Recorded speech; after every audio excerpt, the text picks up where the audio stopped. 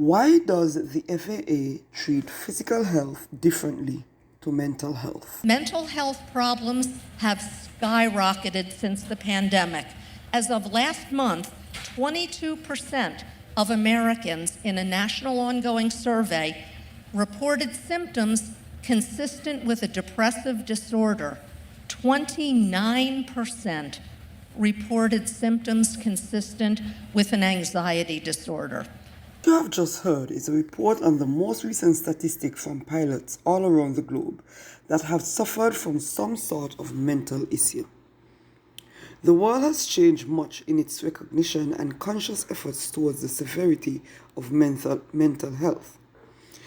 Nowadays, it is more prevalent and more widely encouraged for persons to seek help if they are experiencing any mental health challenges. However, many persons, including pilots, are still hesitant as they are afraid of being labeled in a negative way. So what is this fear? The video goes on to explain some reasons. A recent study, and I'm a data person for people who have seen me present before, showed that, you ready? 56% of pilots avoided needed health care because of fear of not being able to fly. And 27% admitted anonymously to lying on forms regarding this. As you've heard, the greatest fear for pilots is losing their right to fly. But it's not just that. In our field, we must obtain a medical certificate to retain our license to fly, essentially to keep our pilot licenses. Pilots are required to disclose any and all information about themselves to the AME, including concerns or issues with their mental health. So, with all this information and perceived global progress with mental health awareness and advocacy, why is it pilots are still reluctant and most times refuse to disclose such information? Recently, I conducted a poll in which I asked pilots if they would disclose their mental health to their AME, Aviation Medical Examiner. Many pilots responded no. So what's the reason for their response?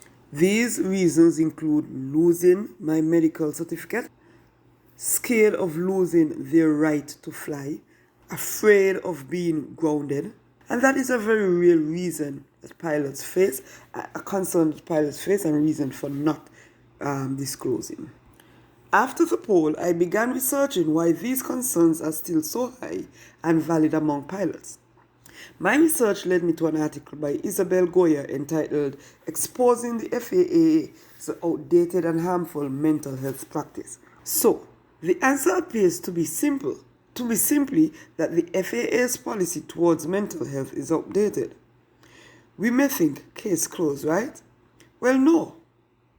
Because if that was the simple answer, then it would be a simple matter of updating their policy.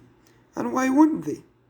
So that led me down a deeper and bigger rabbit hole on the matter of why the FAA's mental health policy still remains outdated up to today. I also began doing more research and came across many studies, too many to mention here. As I read, I noticed it is not simply that policies are outdated. It has more to do with the regulations and medications that are authorized or can be authorized for pilots' use. Reading an article about how federal restrictions force pilots to hide mental health highlights the amount of problems and obstacles a pilot has to go through to prove that he or she is in a better mental health state. So I decided to ask the public their thoughts on the matter and what they would do. If you compare the two polls, you would see a significant difference in the yeses and the noes. Now let's see why some said yes from the pilots and those from the regular community. As you would have realized in this video, we clearly could not land just yet. This question was thought to be a normal takeoff and landing procedure, but as we saw, just as the flight was about to touch down, we had to abort, and answer some other questions before we could reach our final destination. Thank you for listening. If you have any questions, please feel free to ask.